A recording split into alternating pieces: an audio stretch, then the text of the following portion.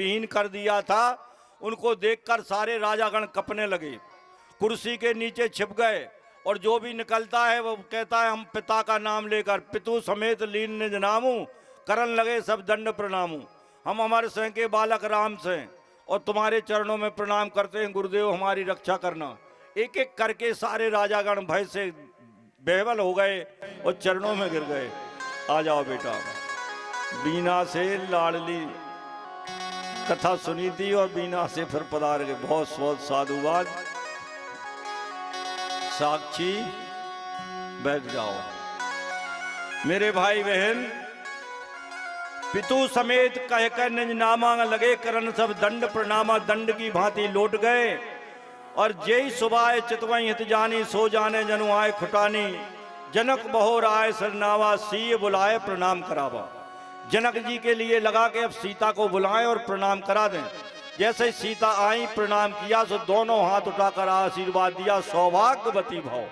तो जनक जी प्रसन्न हो गए कि अब दामाद को नहीं मारेंगे, सौभाग्यवती भाव कह दिया है, इसलिए प्रसन्न हो गए जनक जी।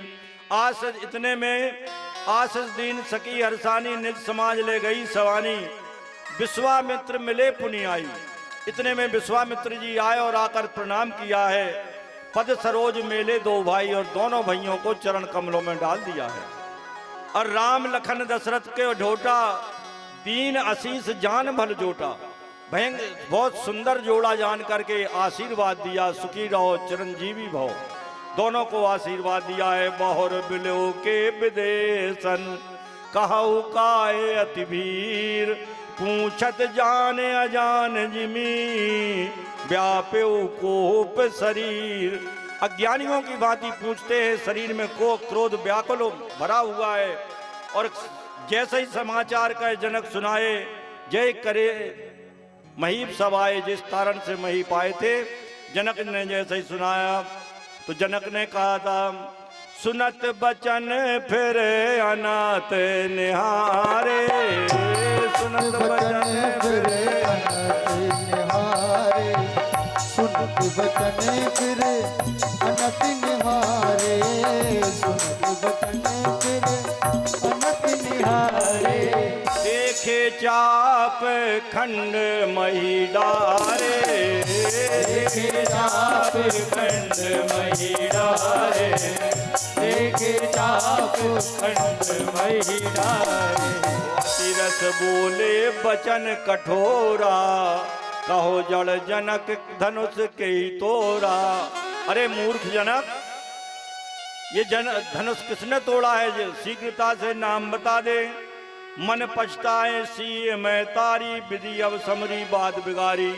सीता की माँ दुखी हो रही है कि बनी बनाई बात बिगाड़ दी ब्रह्मा जी ने। भृगुपति कर सुभाव सुन सीता की, अस निमेष कलप संबीता। एक निमेष एक क्षण कलप के समान बीत गया है। सबै बिलो के लोग सब जान जान की भीड़, हृदय हरस विषाद कछो बोले श्री रघुवीर।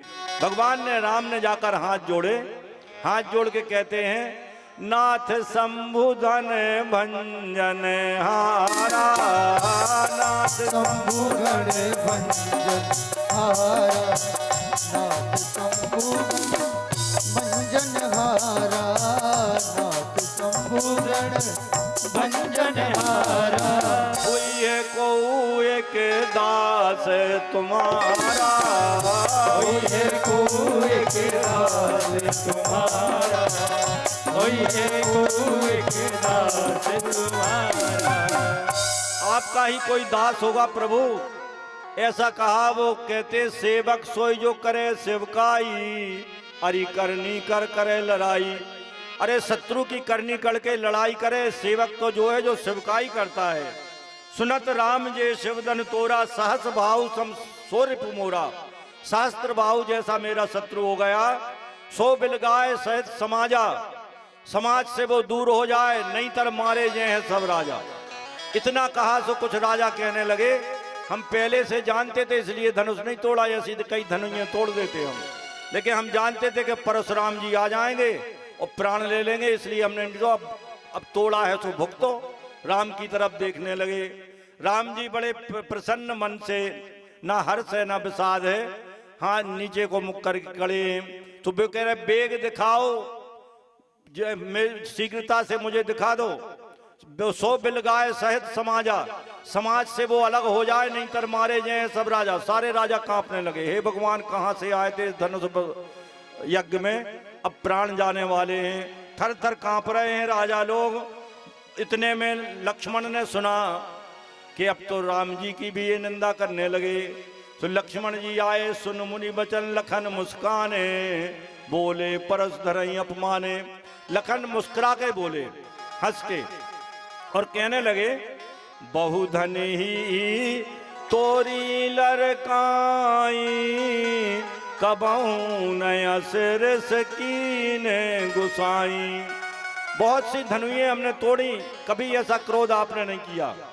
इस चौपाई का क्या अर्थ है, बड़े ध्यान से सुनना। विजय दोहावली में कथा है, 10,000 वे शिशु हते गंधर्वों के पुत्र, तिनकी धनुई छीन कर तोरी हती सुमित्र।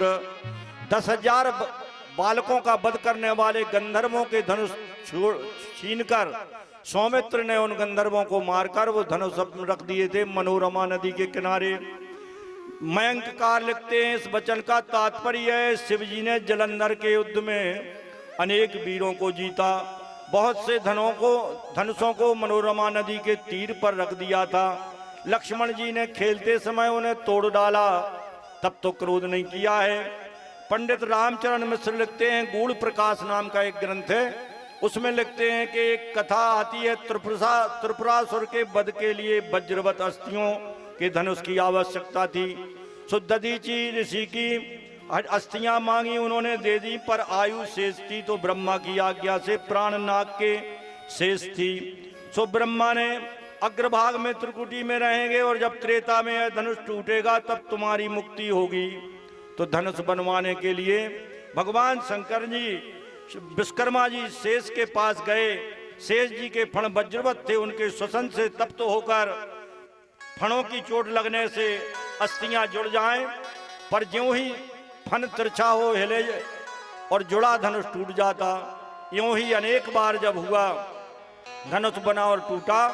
यह भेद शंकर जी ने जाना तो बहुत सावधानी से उन्होंने धनुष जुड़ने पर फिर उसे चोट से बचा निकाल लिया। त्रिशूल से नाक को काट बनी बनाई चाप मूठ लगाकर तपाकर जो फण बाकी था उसकी चोट लगवाकर शीघ्र खींच लिया। इसी से इसका नाम पिनाक पड़ा।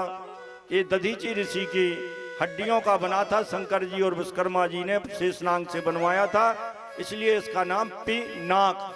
नाक में प्राण थे दधीचि के। बाबू श्याम सुंदर दास जी लिखते हैं, भगवान परशुराम ने पृथ्वी निक्षत्रिय करके तमाम राजाओं के धनुष अपने स्थान पर रख लिए थे।